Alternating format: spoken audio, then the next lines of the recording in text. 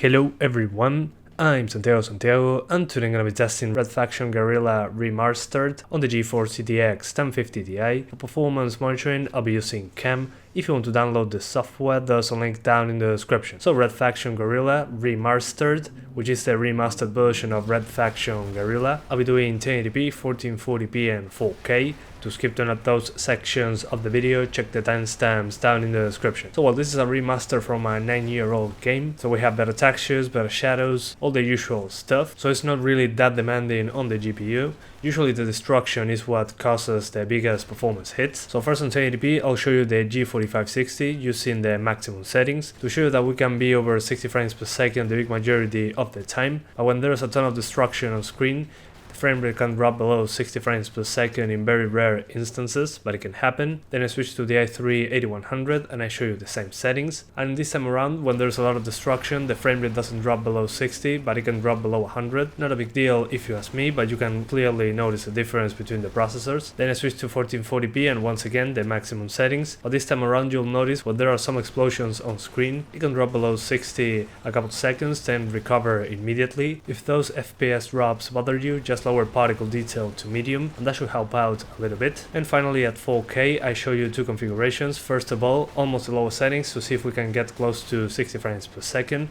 Unfortunately, that's very difficult when there are many explosions on screen. And then I just crank it up to the maximum. I will get some drops below 30 frames per second when there's a lot going on. So I recommend tweaking shadows a little bit there if you're targeting 30 frames per second. But now I'm going to talk to you about the options menu and my experience testing this game. This game is not only destruction, you have missions, open world, all that kind of stuff. For the purposes of the benchmark, I tested something different. Total Chaos, which drops you into a level with a lot of destructible stuff, and you have infinite ammo, so you can destroy as much as you want in that place. I did this because destruction and explosions was the way to get the worst performance on the game. In the actual open world wasn't as bad as this, so yeah, consider this as stress test. It shouldn't drop lower than this. When the structures are falling around, you'll get higher CPU usage, so be aware of that. But when effects show up, dust, fire, explosions, what rises is the GPU usage instead, and the game seems to be capped at 112 frames per second, give or take. There should be an easy way to unlock it. I didn't find it yet. And in the options menu, the things that gave me the biggest boost in performance after lowering them were ambient occlusion, particle detail and shadow detail. Those three options were the one that made the biggest difference in performance. So first I'll lower ambient occlusion and shadows, and particle detail should help when there are many explosions on screen, especially when you are using a very high resolution. As an example, again on the 1050 Ti video at 4K,